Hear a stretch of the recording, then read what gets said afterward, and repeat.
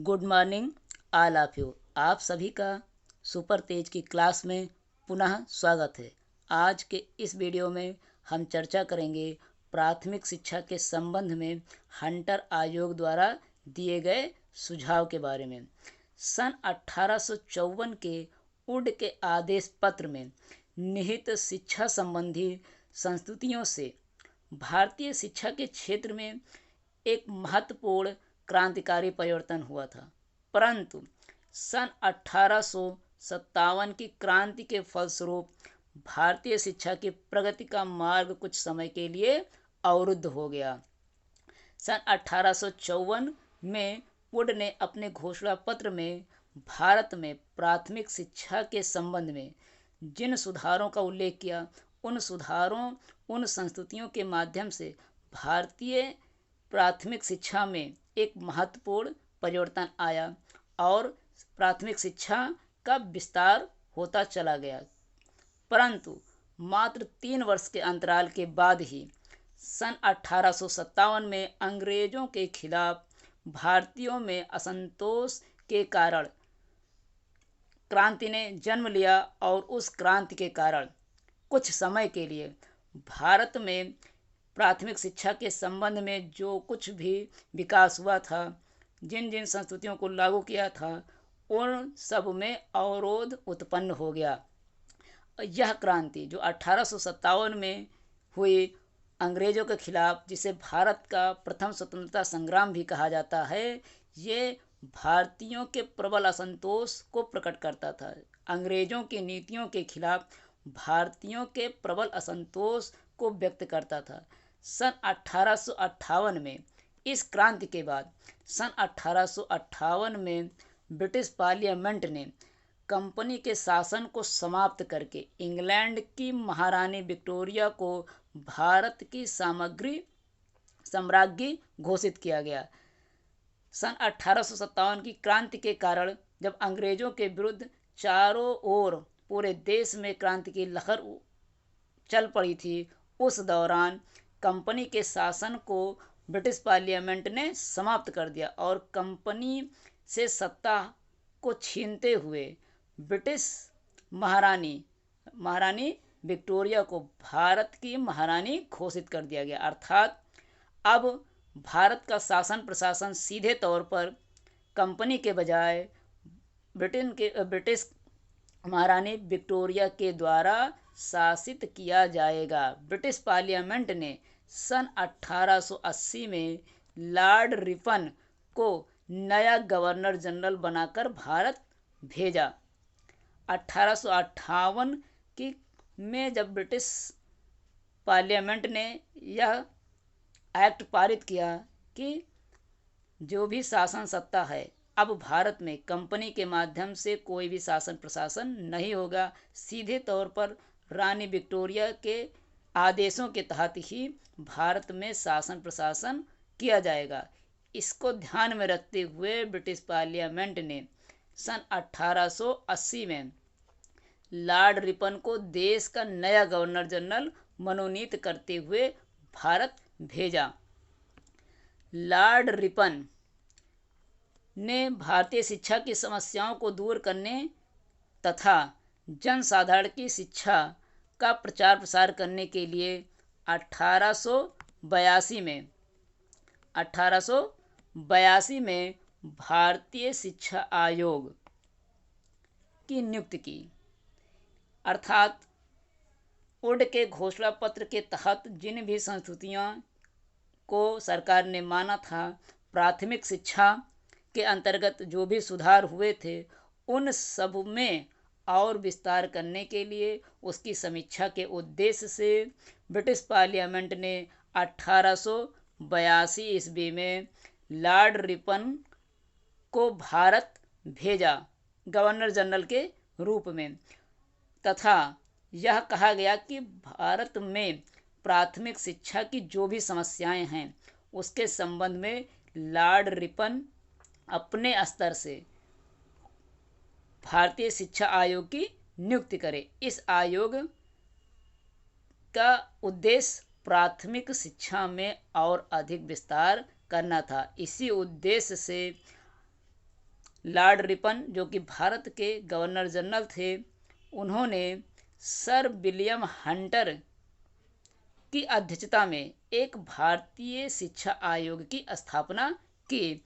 इस आयोग के अध्यक्ष चूंकि सर विलियम हंटर थे, अतः उन्हीं के नाम पर इस आयोग को हंटर कमीशन के नाम से भी जाना जाता है।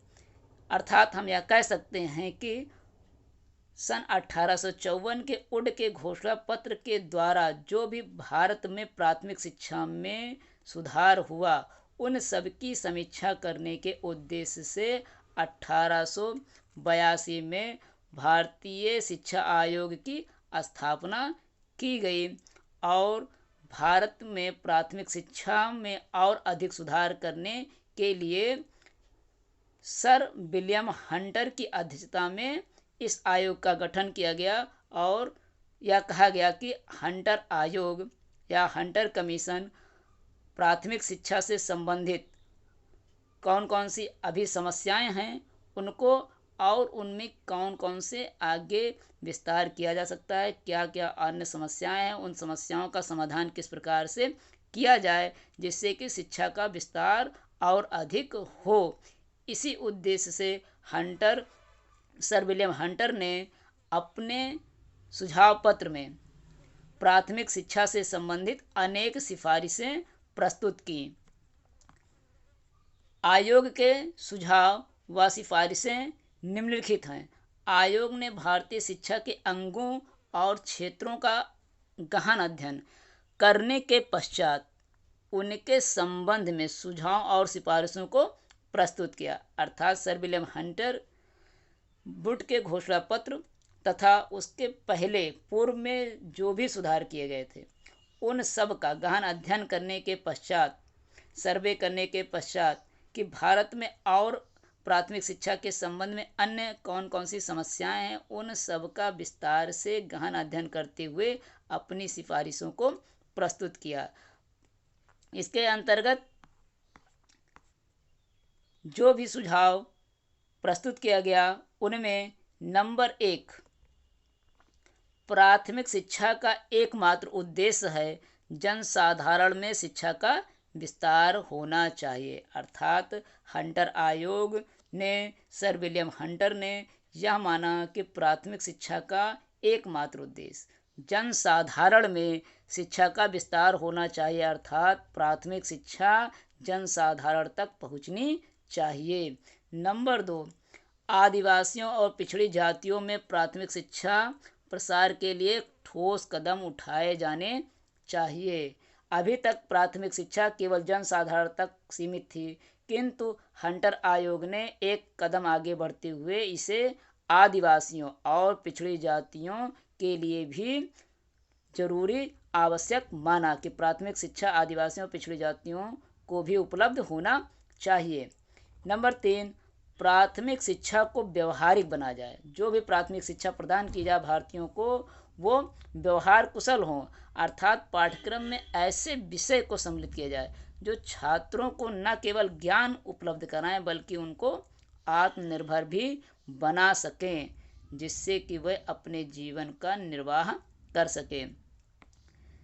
चौथा जो महत्वपूर्ण सुझाव था, सरकार प्राथमिक विद्यालयों को पूर्ण संरक्षण प्रदान करे। अर्थात प्राथमिक विद्यालय सरकार के नियंत्रण में होने चाहिए।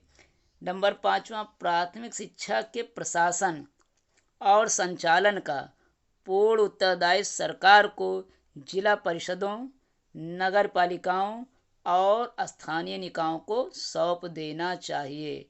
इस महत्वपूर्ण सुझाव में सर विलियम हंटर ने यह सुझाव दिया कि प्राथमिक शिक्षा से संबंधित जो भी प्रशासन है उसका पूर्ण उत्तरदायित्व जिला परिषदों को, नगर पालिकाओं को और स्थानीय स्तर पर नगर पंचायत या ग्राम पंचायत को सौंप देना चाहिए, जिससे कि वे अपने अपने स्थान विशेष पर उन विद्यालयों का शासन प्रशासन स्वयं संभाल सकें। छठवां महत्वपूर्ण जो सुझाव है उसमें यह कहा गया कि स्थानीय निकायों द्वारा अस्थायी और पृथक कोष का निर्माण किया जाना चाहिए। अर्थात स्थानीय निकाय जो भी हों, वो चाहे जिला परिषद हो, नगर पालिका हो या नगर पंचायत अथवा ग्राम पंचायत हो, वह सभी अपने स्तर से एक पृथक कोष अर्थात वित्त पैसे से संबंधित कोष का निर्धारण करेंगे, उनका निर्माण करेंगे। गांव और शहर के विद्यालयों के लिए अलग अलग कोषों का निर्माण किया जाए, जिससे कि गांव में व्यय किए जाने वाले धन का उपयोग नगरों में न किया जाए। आयोग ने यह आदेश दिया कि वह धनराशि केवल प्राथमिक शिक्षा के विकास के लिए ही किया जाए। अर्थात स्थानीय स्तर पर गांव या शहरों में जो भी राजस्व एकत्रित हो या जो भी कर व्यवस्था एकत्रित हो, उन सब का व्यय गांव का गांव में और शहरों का शहरों में किया जाना चाहिए और इस धन का संपूर्ण तरीके से व्यय प्राथमिक शिक्षा के लिए किया जाना चाहिए।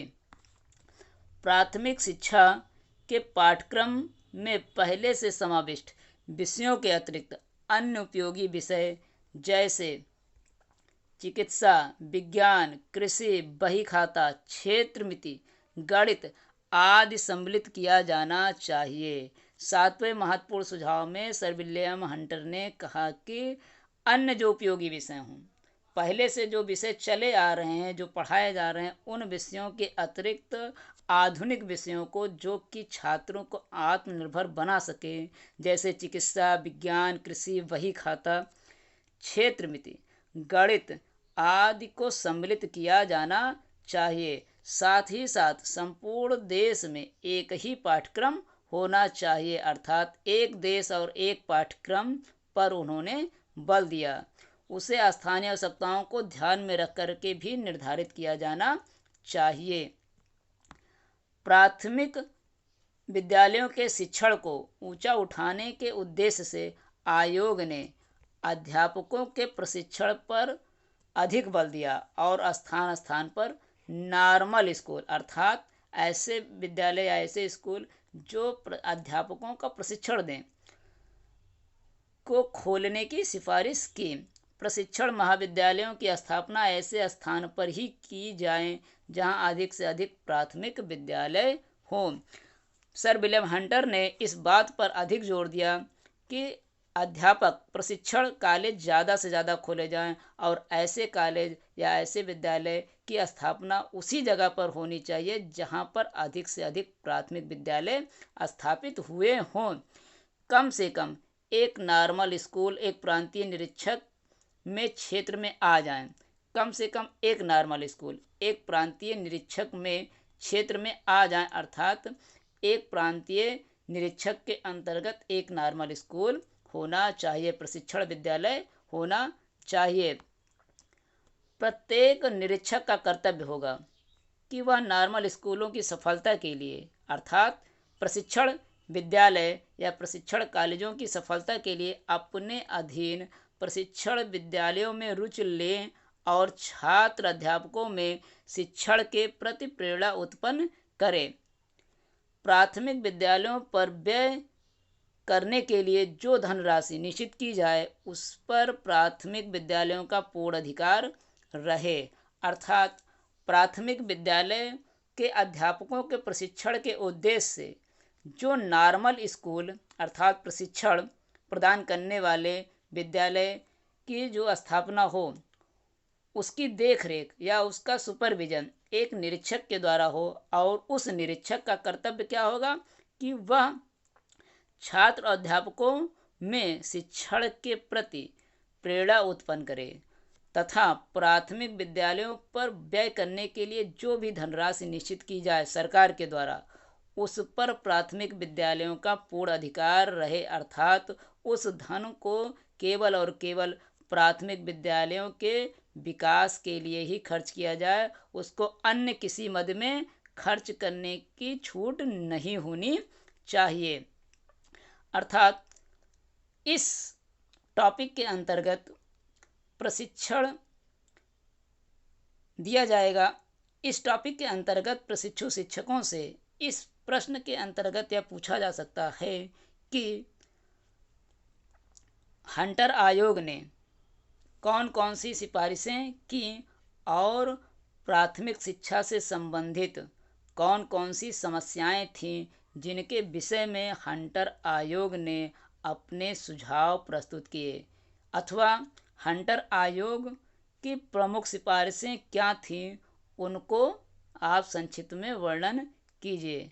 अर्थात इस टॉपिक से केवल एक ही प्रश्न बनता है, वो है हंटर आयोग क्या है और हंटर आयोग की स्थापना कब हुई, तथा हंटर आयोग ने या हंटर कमीशन ने प्राथमिक शिक्षा के विकास के लिए कौन कौन सी सिफारिशें की जो प्राथमिक शिक्षा में आगे चलकर मील का पत्थर साबित हुई। Thank you all of you. धन्यवाद।